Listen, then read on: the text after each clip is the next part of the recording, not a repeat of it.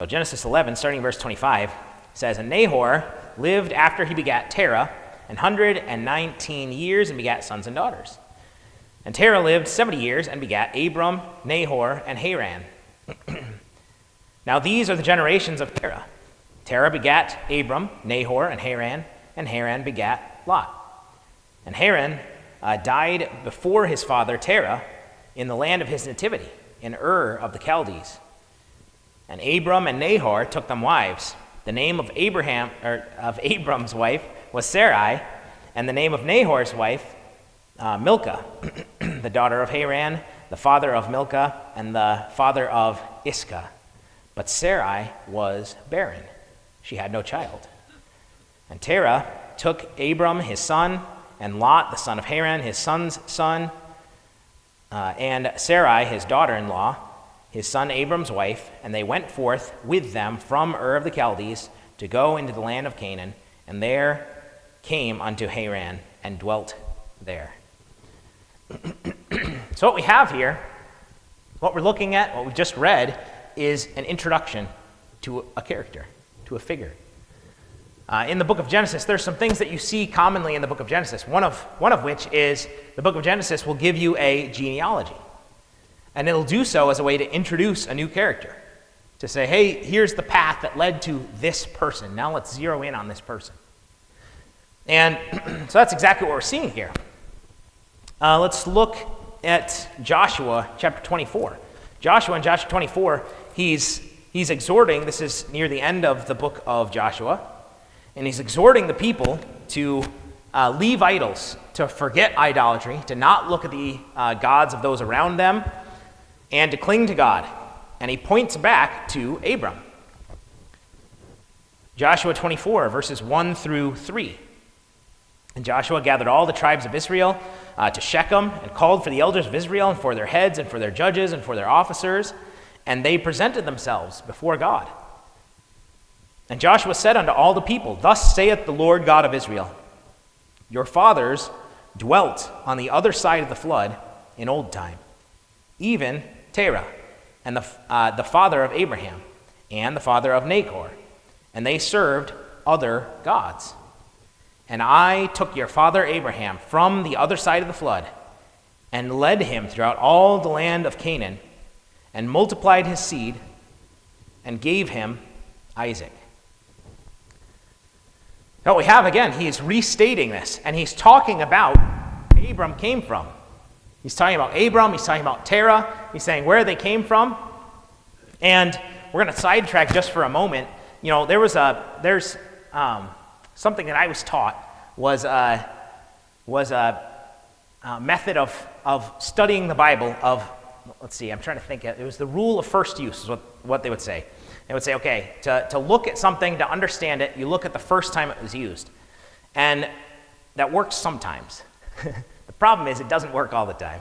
So here's an example of this. What we just read here is that your fathers dwelt on the other side of the flood in old time. Even Terah and the father of Abraham and the father of Nahor, and they served other gods. And I took your father Abraham from the other side of the flood, and led them throughout all the land of Canaan, and multiplied his seed, and gave him Isaac.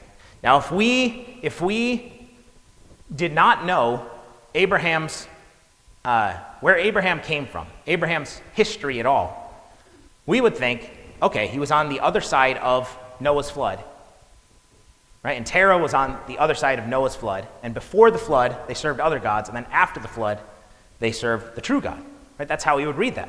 And if we went by the rule of first use, we'd look, okay, the flood, what's it talking about here? And we'd go to Genesis chapter 6 and verse 17. And this is the first use of the word flood. And it says, And behold, I, even I, do bring a flood of waters upon the earth to destroy all flesh, wherein is the breath of life, and from under heaven, and everything that is in the earth shall die.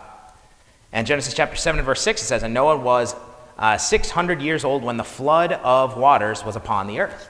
These are the first two uses of the word flood in the King James Bible. And so we would look at this and we would say, okay, if the rule of first use is always correct, then Abraham worshipped other gods before the flood, and God brought him through the flood, and then he worshipped God. based on what Joshua said. But if we look at the word that's translated as flood here, we would see the word nahar. And nahar is a word that we see earlier than Genesis chapter 6. I'm going to read you a couple of verses. I don't want you to turn, okay? But you're going to see where we are. But I'm going to substitute the word that we have in our Bible with nahar. So here's this verse. It says, "And a nahar went out from Eden and watered the garden. And from thence it was parted and became into 4 heads." 4 heads. And of course, I love the idea that clearly a nahar here is a sea monster of some sort. A multi-headed sea monster. It's obvious. Context is just revealed. This is a sea monster. But verse 11 it says, "And the first is Pison, which encompasseth Havilah. And the name of the second nahar is Gihon, which encompasses," we could say surrounds or goes all the way around, "Ethiopia. And the name of the third nahar is Hiddekel, that goes toward the east of Assyria. And the fourth nahar is Euphrates." Now we know what Euphrates is. What about another use that's in the same context as speaking about Abraham? Genesis 15 and verse 18. It says, "In the same day, the Lord made a covenant with Abram, saying, Unto thy seed have I given this land, from the Nahar of Egypt unto the great Nahar, the Nahar Euphrates." And Jason's cheating here. He's put river up on the screen. And, it's pretty obvious here as we look at these verses. We don't have to know what Nahar means to know, oh, that's talking about like a river. It's talking about the river Euphrates, right? We can look at the uses of the underlying word, the translated word, and it's very obvious that it means a river. And the kind of dictionary definition would be a flood of water. Nahar is a flowing flood of water, as opposed to what we would think of when we hear flood, and we would think of a cataclysmic flood of water, right? That washes over everything. Everything is destroyed. And so if we were to really strictly hold on to the kind of first use interpretive method, we would end up creating a biblical contradiction. Right? Because what we'd be reading would be Israel, hey, listen to this, your fathers, your ancestors, Abraham and Terah, they lived before the flood, on the other side of the cataclysm. But, of course, Genesis 11, where we just were, it gives us descendants, and it says Shem, who was the son of Noah, who, had the ark, made it through the flood, was 100 years old and begat Arphaxad 2 years after the flood. Arphaxad then had Salah, Eber, Peleg, Reu, Serug, Nahor, Terah, and Terah, Abram, some 300 to 350 years after the flood. But rather, if we think of Nahar as what we saw when it says, look, there's a Nahar, there's a river, there's a flood of water that flows out of Eden. And it goes and it waters the garden, and it splits into 4 Nahars, Gihon and Pison and Hiddekel and Euphrates. When we think of it in that sense, then what we would read is Terah and Abraham, your ancestors, lived on the other side of the flowing waters, the flowing flood of water, the Euphrates, and were pagans there. And they served other gods over in that land. And Joshua there, he's using Abraham as leaving idolatry as an example to the people to forsake idolatry, and therefore they can continue in the land, just like Abraham left his land for Canaan land because he believed God, because he was forsaking these other gods. And he was putting his faith, he was putting his belief in the one true God. And I find it interesting, too, that really when you read in Genesis 11, in Joshua 24, really Terah is part of this history as well. We don't hear a lot about him. We don't know a lot about him. But he ended up dying in Haran. Stephen confirms this. Stephen, like the deacon. Stephen, in Acts chapter 7, verse 4, it says that he, or Abraham, came out of the land of the Chaldeans and dwelt in Charan. Charan, C-H, but, it's just a spelling. In Haran. And from thence, when his father was dead, he removed him into this land wherein ye now dwell. And so Stephen there is kind of confirming the details there that Abram was called while he's in Ur. Jason, would you still turn me down a little bit more? In Ur, and then he and Terah together come out and they stop in Haran. And so we're seeing here that Terah is part of this story, and it's very interesting. Not much is said of Terah, but just for the sake of understanding the story, I find that to be an interesting detail. One thing that we're seeing here, though, in Genesis chapter 11, verses 29 through 31, is we're seeing a summary. And the book of Genesis in particular very often does this. It gives a summary, and then it presents the detail after. So if we narrow in on Genesis 11, verses 29 through 31, it says, "And Abram and Nahor took them wives, and the name of Abram's wife was Sarai, and the name of Nahor's wife, Milcah, the daughter of," so on. But verse 30 it says, "But Sarai was barren. She had no child. And Terah took Abram his son, and Lot, the son of Haran, his son's son, and Sarai, his daughter-in-law, his son Abram's wife, and they went forth with them from Ur of the Chaldees to go into the land of Canaan. And they came unto Haran and dwelt there." And so what we're seeing is a summary of these few facts. Here's a few facts that are summarized in those verses. Terah, Abram, and their families left for Canaan. They stopped in Haran for unknown reasons, perhaps even for Terah's health. We don't know. All we know is they dwelt there, and he dies, and then Abram continues the journey. So perhaps it was literally for the sake of his father. They said, look, we need to stop the journey here. And then once he had passed away, they continued to follow God's command, God's call. And then it says that Sarai was barren and had no child. These topics, they're addressed in much more detail in the coming chapters. This journey, what happens with Sarai.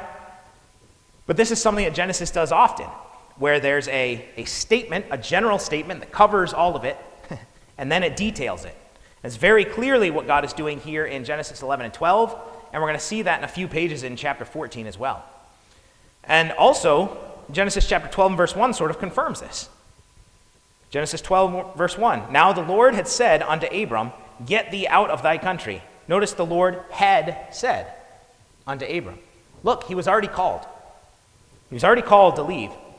"Get thee out of thy country and from thy kindred and from thy father's house and unto a land that I will show you." And let me skip down verse 4, the second half of verse 4. "And Abram was 75 years old when he departed out of Haran."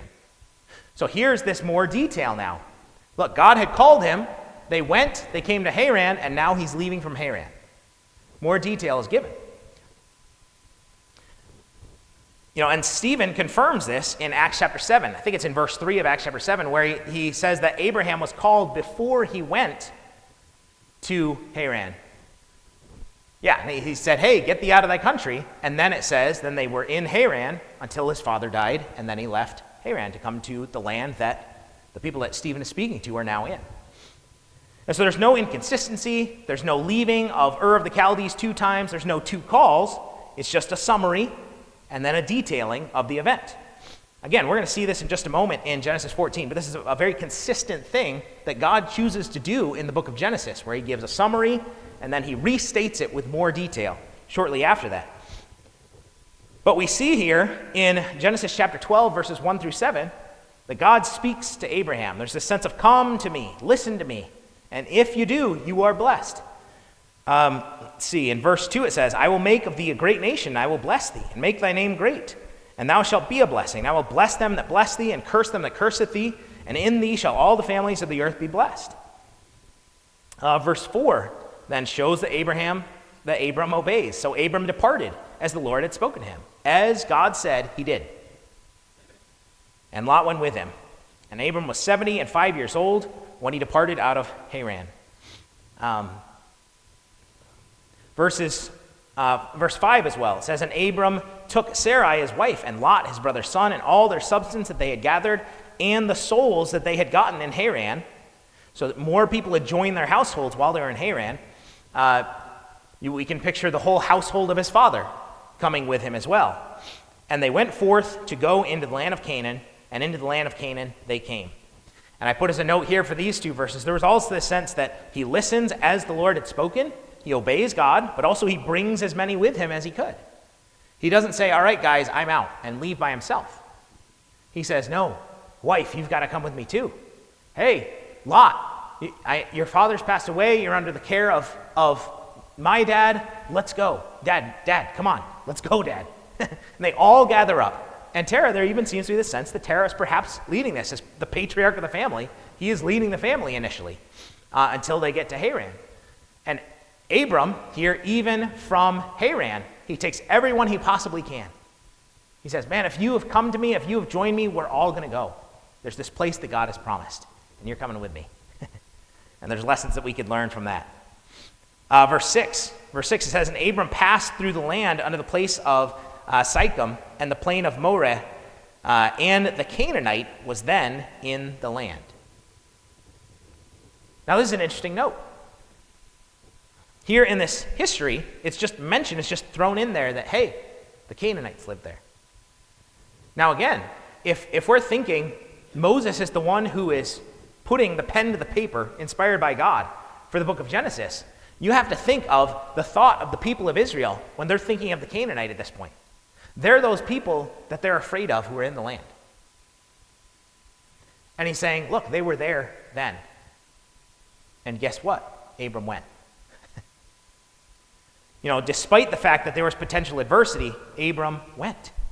And in verse 7 it says, and the Lord appeared unto Abram and said, unto thy seed will I give this land. And there he builded an altar unto the Lord who appeared unto him. Abram worships. He worships as a demonstration of his obedience and in thanks to the Lord. Now, let's see. Look in verse 8. It says, and he removed from thence unto a mountain on the east of Bethel, and pitched his tent, having Bethel on the west, and Hai, or Ai, on the east. And there he builded an altar unto the Lord, and called upon the name of the Lord. And so here even, again, the human author, Moses, here, he gives the name Bethel. And what's funny is Bethel hasn't been named yet. Bethel's named in Genesis chapter 28 by Jacob. And so it reminds us to consider the context of both the character of the story, the time frame, the culture that's being narrated, as well as the human author's context, and who he's speaking to, and what they would be thinking as best as we can, Moses in this case. Once again, there's no mistake here. There's no inconsistency. This is a human man, Moses, who's inspired by God, and he's writing about another man, Abram, for his audience, the Israelites, in a way that they would understand. Inspired by the Holy Spirit and giving this town name that they would know so that they could picture Abram's travels. But next here, God shows the method of his blessing on Abram. Of course, we read in verses 2 and 3 that he promises blessing on Abram. And God immediately demonstrates fulfillment of this promise. Look in verse 16, and we won't be reading through every verse for the sake of time, but Abram, he goes down. I was going to talk about Pharaoh in Egypt, so you could see where Moses would come out there. Abram, he goes down to Egypt because there's a famine. In verse 16, it says that he goes down, and there's this concern about Sarai. That, oh man, the king is going to take you from me because you're pretty. And he collects wives like they're knickknacks. And so he is going to take you. So say that you're my sister in verse 13. So then in verse 16, sure enough, this is Pharaoh. And it says, and he, Pharaoh, entreated Abram well for her sake. And he had sheep and oxen and he-asses and men servants and maidservants and she-asses and camels. Look at all the things that are given to Abram. And this is in the middle of Abram doing something wrong. And yet Pharaoh gives all this. Servants, donkeys, camels, ox, sheep, everything. But then down in verse 20 it says, and Pharaoh commanded his men concerning him, and they sent him away and his wife and all that he had. He doesn't take it back from him. And I find this very interesting. If you look in chapter 13, verse 2, it says, and they went up out of Egypt, and Abram was very rich in cattle and silver and in gold. So Abram's rich, he's blessed. And God is fulfilling his promise to Abram, even though Abram is messing up. Abram should not have gone in and lied about Sarai. He should not have done that. But God says, you know what? I've said that I will bless you. So even in spite of your sin, even in spite of what you're doing that you shouldn't do, I'm going to turn this into a good situation. I'm going to turn this into a good. I'm going to bring about the thing that I promised, because I'm God and I promised this. And so he makes it happen, and he gives him blessing. Verse 3 then of chapter 13 says, and he went on his journeys from the south even to Bethel. So he goes up, if you look in verse 1, and all that he had, they come up out of Egypt, and Lot with him into the south. Now again, if you were thinking, okay, they went from Egypt to the south, they would not end up anywhere near Bethel. Okay? But again, this is Moses speaking to Israelite people. They're going to Canaan. They know these places. They're thinking of, man, this is the promised land. So when he says they went up into the south, this is the south of this promised land that we're headed to, guys. You need to listen to God. Let me tell you about what God did for Abraham. This is what he's telling the people. This is what Moses is recording this for the people to read. And so he says, in the south, meaning the south of the land. And again, southern Canaan, they migrated then as far north as Bethel. Heading north, they came to Bethel, which is kind of in the middle of the promised land. And once again, realize and think of things as being written in relation to the one who's writing. But we see here that God, he uses this situation in Egypt to bless Abram. But there's another situation that comes up. Let's look in verses 7 through 9. There was a strife between the herdmen of Abram's cattle and the herdmen of Lot's cattle, and the Canaanite and the Perizzite dwelled then in the land. And Abram said to Lot, let there be no strife, I pray thee, between me and thee, and between my herdmen and thy herdmen, for we are brethren. Is not the whole land before thee? Separate thyself, I pray thee, from me. If thou wilt take the left hand, then I will go to the right. Or if thou depart to the right hand, then I will go to the left. And what Abram is doing, this is his nephew. His nephew who he brought along. His nephew who, man, if we think about how things worked at times, man, Lot probably didn't have a whole lot of say in how much stuff he had at certain points in this process. His family, Abram's family, Terah, probably could have taken everything from Lot. And yet, Lot has too much. Lot has good things. Because Abram and Terah, they've given to him. They've allowed him to grow for his family and to grow his possessions as well. Even though he's under their power, under their authority. And what does Abram act like again? He says, look, I'm going to humble myself here. I'm going to say, you choose. He's acting out, really, the Beatitudes of Matthew chapter 5. This is a situation, right? With the meek shall inherit the earth. Right? That's one of the classic Beatitudes that we think of. And this idea of the meek shall inherit the earth, the beginning of Matthew chapter 5. And Abram, he does exactly this. He says, look, I'm not going to fight you about this. I want you to have what's good. I want you to have what you desire. You choose and I'll have what's left. And what is God's response? This becomes yet another way that God puts blessing upon Abram. And he's fulfilling once again that I will bless thee and make thy name great, and thou shalt be a blessing.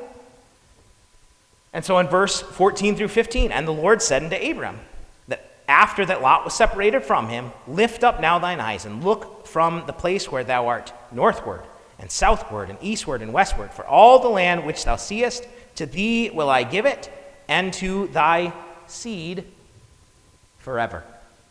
And so God, he sees his humility. He sees that he has given rather than taking.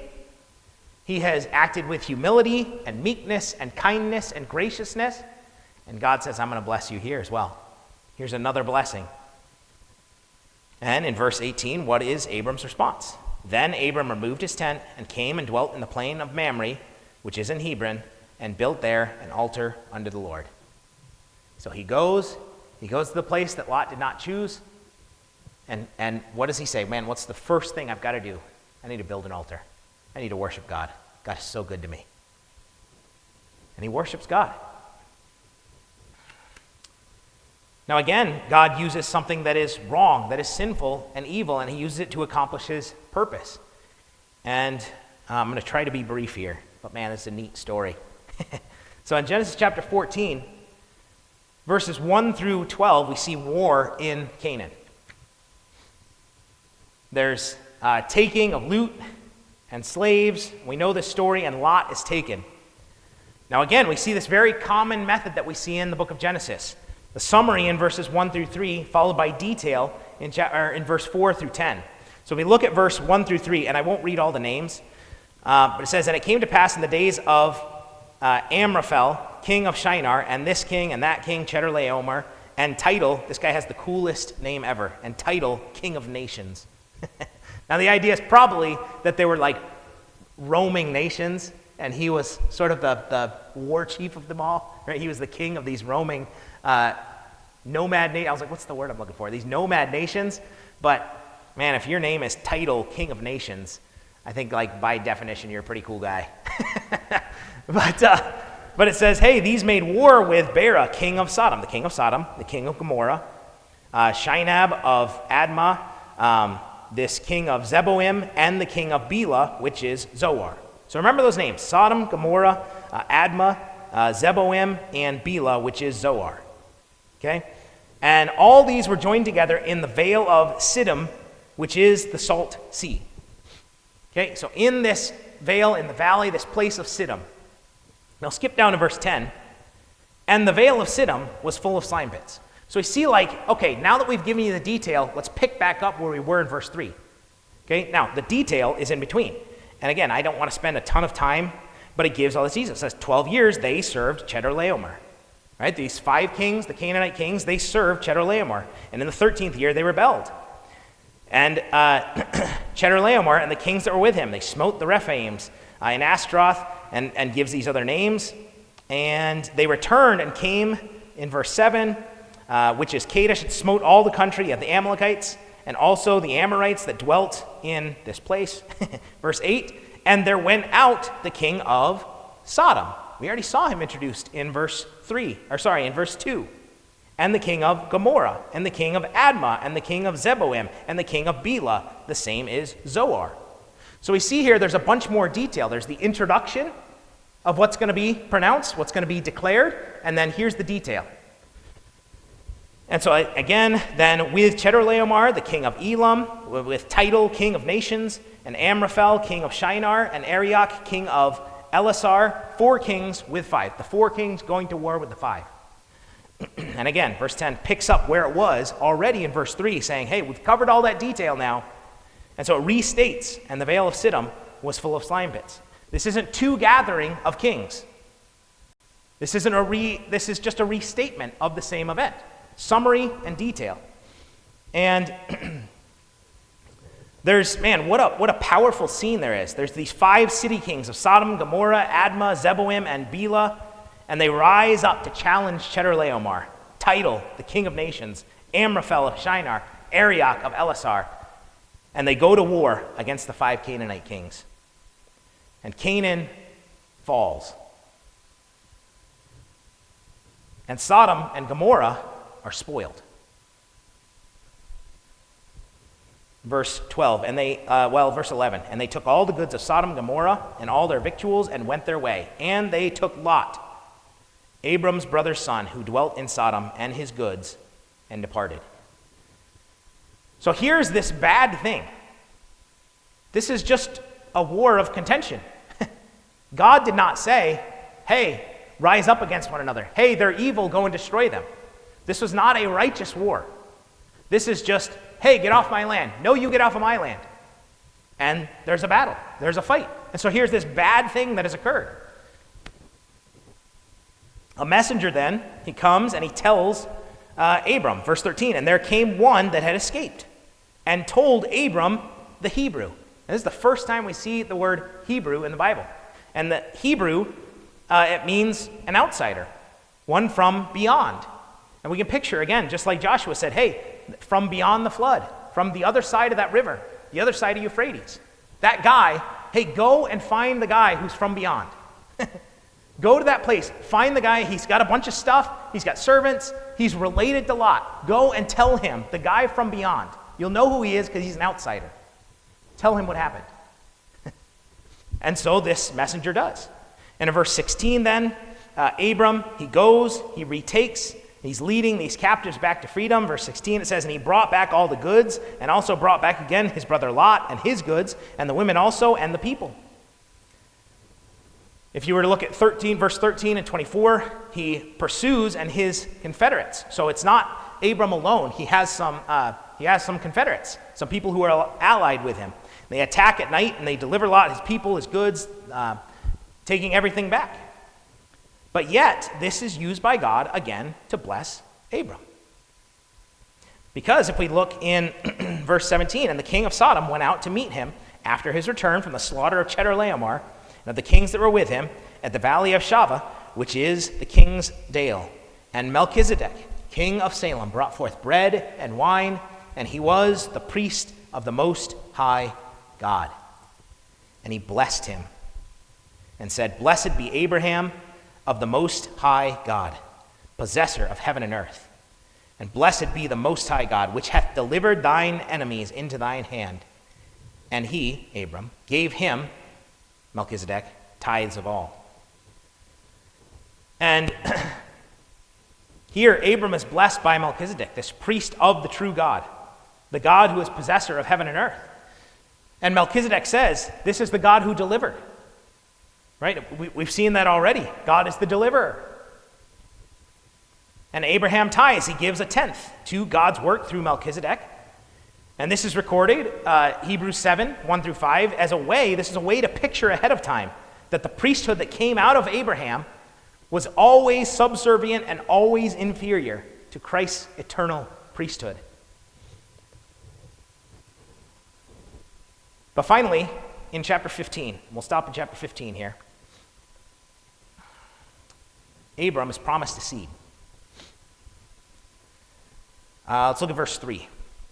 And Abram said, behold, to me thou hast given no seed, and lo, one born in my house is mine heir. I don't have a seed. I don't have a descendant. Not one. Verse 4, then, God says, hey, your heir is going to be your own. It's not going to be your servant. Not one born in your house, but from your own body. Verse 5, your seed will be like the stars. Verse 5 is interesting because, and he brought him forth abroad and said, look now toward the heaven and tell the stars, if thou be able to number them. And he said to him, so shall thy seed be. Now Galatians is going to make a big deal out of the use of seed in Genesis. Paul in Galatians is going to say, look, this is singular. Look at this singularity of seed, of descendant. And this is what it says. It says, hey, look at the stars, all those stars, so is your seed going to be. And we'll get to that more in the future.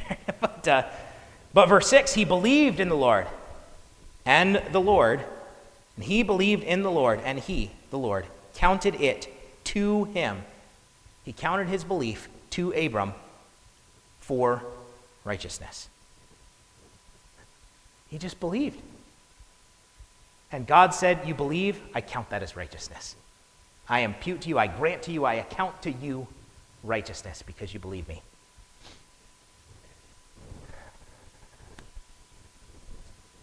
The Galatians chapter 3, let me touch on it, verse 16, talks about the promises from this portion of Genesis.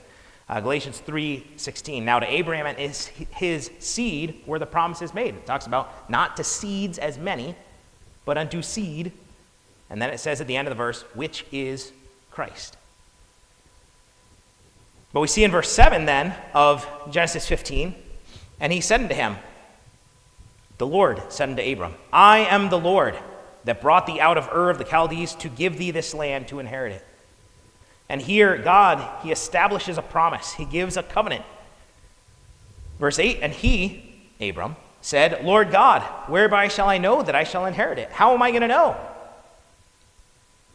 And verse 9, and he said unto him, God said to Abram, take me an heifer of 3 years old, and a she-goat, a ram, turtle dove, and a young pigeon. And he took these and divided them in the midst, and laid each piece one against another, but the birds divided he not. Verse 11, and when the fowls came down upon the carcasses, Abram drove them away. I love that detail. When the fowls came down upon the carcasses, Abram drove them away.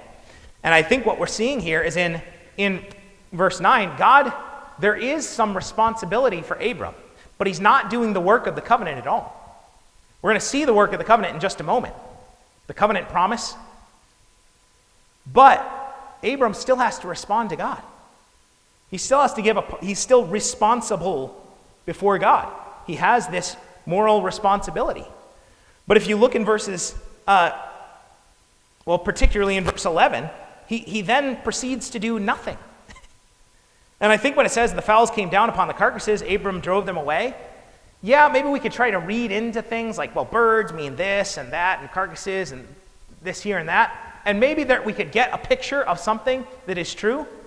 But I think in the narrative, what it's saying is Abram had nothing to do. He was sitting around, and when birds came, he went, shoo. That was it. That's all he had to do. And he just sat there. Because this wasn't his work to do. This covenant was not his work to do. Verse 12, when the sun was going down, a deep sleep fell upon Abram, and lo, and horror of a great darkness fell upon him. He falls and he has this vision, this dream. Verse 13, and he said unto Abram, know of a surety that thy seed shall be a stranger in a land that is not theirs, and shall serve them, and they shall afflict them 400 years. And also that nation whom they shall serve will I judge, and afterward shall they come out with great substance. Now notice the shift. There's a shift. Thy seed, singular, shall be a stranger, and stranger there is singular as well, in a land. But then it shifts to the plural, that is not theirs, and shall serve them, and they shall afflict them for them. I'm all the theys and thems. Some are speaking of the Egyptians, some are speaking of the Israelite people, okay, the Hebrews. And shall afflict them, the Israelite people, 400 years. And there's this demonstration. God is speaking to Abram, and he's saying, hey, your descendants are going to go into slavery. And I'll use that even for good. Because what does it say in verse 14? Also that nation whom they shall serve, they're going to be serving those Egyptians, and I'm going to judge them. And afterwards shall they, your descendants, they come out with great substance. They're going to be blessed in that. And I think here there's a couple of things happening.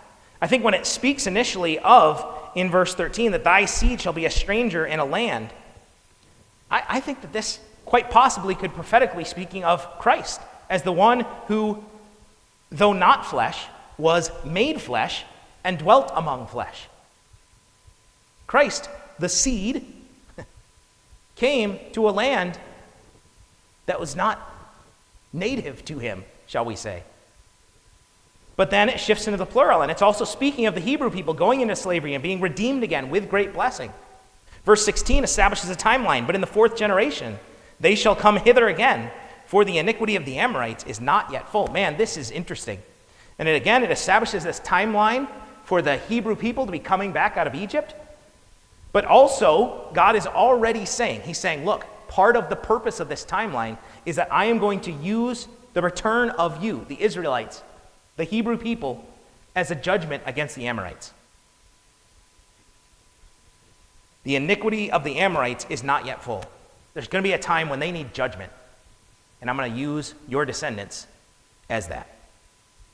And so what happens? The Amorites, when the Israelite people come back into the land, they are judged at the hand of the Israelite people. But look in verses 17 and 18. I want to read these. In verses 17 and 18, God makes a covenant. And it came to pass that when the sun went down and it was dark, remember, Abram had this dream, and he spoke all that stuff that was just spoken to him in the dream, but this is what he saw. This is what he sees. Behold, a smoking furnace and a burning lamp that passed between those pieces. So here is, I'm just going to say, I won't bother arguing for it, the fire of God. Right? This burning lamp that represents God. And if you want to debate that means something else, we can talk about it another time. But this fire that represents God's presence walks between the animals, passes between the animals. Verse 18, and in the same day the Lord made a covenant with Abram, saying, unto thy seed have I given this land, from the river of Egypt unto the great river, the river Euphrates. And it goes on. But with these covenants, what was known to take place, how these covenants were sealed, is there'd be a promise that was made, there'd be a contract that was drawn up. And to seal the contract, they would take these animals and tear them in half. And they would put them on sides of a walkway. And then the two people who were in covenant with one another, who were coming into agreement, would walk through the pieces. And they would say, we will not break this covenant. We will not break this contract. We will not break this promise. Or else, what happened to those animals? This tearing of their bodies, this rending, this breaking of the body, we pronounce that as a curse upon ourselves, in essence. You guys see the picture there? This was normally what would be done. But what does God do? He puts him to sleep. He says, I'll walk through. He says, I'll keep this covenant. And so God makes a covenant with Abram. He promises the fulfillment, and he accepts the consequences if it's not.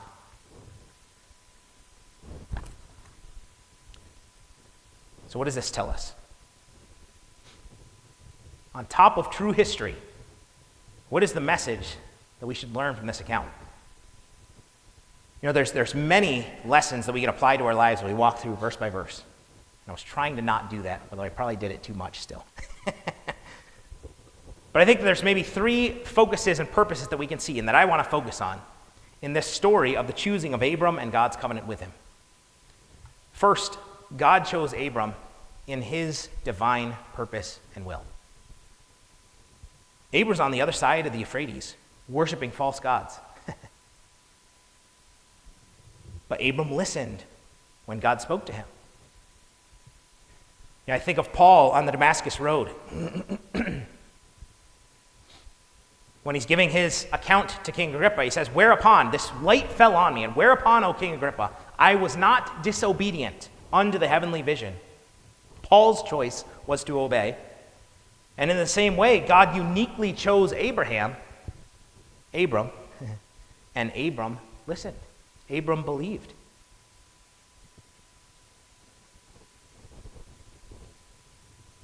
God chose Abram in his special knowledge and very uniquely for his purpose and for his will. I think there's a principle, Luke chapter 12, verse 48, it says, unto whomsoever much is given, of him shall be much required. Luke 16 also teaches the principle of being faithful in the less, even in unrighteous things like worldly things, and as a result, that greater truth will be given, eternal things even. It's a very interesting passage. But I believe that Terah and Abram, when we look at the fact that they listened immediately when God spoke to them, and we combine that with the principles there of Luke, I think that Abram, and Terah were genuinely seeking truth. They wanted to worship the true God. And perhaps, maybe they'd even been misled by their families. But their desire was to know and to please true Creator God. And so, when true God revealed himself to them, they believed. They heard it and they believed. And God knew this about them already. He knew that their desire was to seek him. But number two, God uses bad for his purpose. First, we saw that Abram is blessed even in his act of lying to Pharaoh and almost losing his wife. It's a wrong thing. And he's reprimanded in that passage for his lie, but God still uses it for good. Then there's war, and God uses that to bring another blessing upon Abram, from Melchizedek. and also uses that situation to paint a picture that wouldn't be fully explained by God until the author of Hebrews gives that commentary in Hebrews 7, 2,000 years later. And God uses this bad, this wrong, for good. Even, of course, we can think forward in Sarai's barrenness. God uses that bad for good. And even confirms that this heir is the heir of promise, as we're going to see in the coming chapters and as Galatians is going to speak about Isaac. But thirdly, we see that salvation is portrayed in the covenant with Abraham. We saw Abram's responsibility. He did have to respond. He did have to listen to God and believe God. But after that, Abram does nothing. There's no work in this covenant for Abram. There's no responsibility to keep the covenant. There's no, the consequences of the covenant do not fall upon Abram. He literally sits around and goes to sleep. The promise is made, the deal is struck, and God's covenant promise is that I will keep this.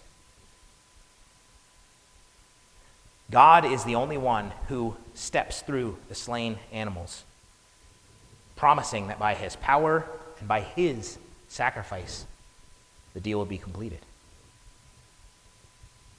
And of course, whose body was broken to keep the covenant? Jesus, God. God has kept the covenant. And so I believe we see here a picture of what Christ would do and the promise of Christ's sacrifice. We see that God has divine purpose. We see that God uses wrong for good. And we see the picture of God's work of salvation is completed by Christ alone. We contribute nothing. No effort to this covenant, this promise, this agreement of salvation, just as Abram contributed no work, no effort in keeping, in agreeing to, in maintaining the covenant. He believed God, and God counted that belief to Abram as righteousness.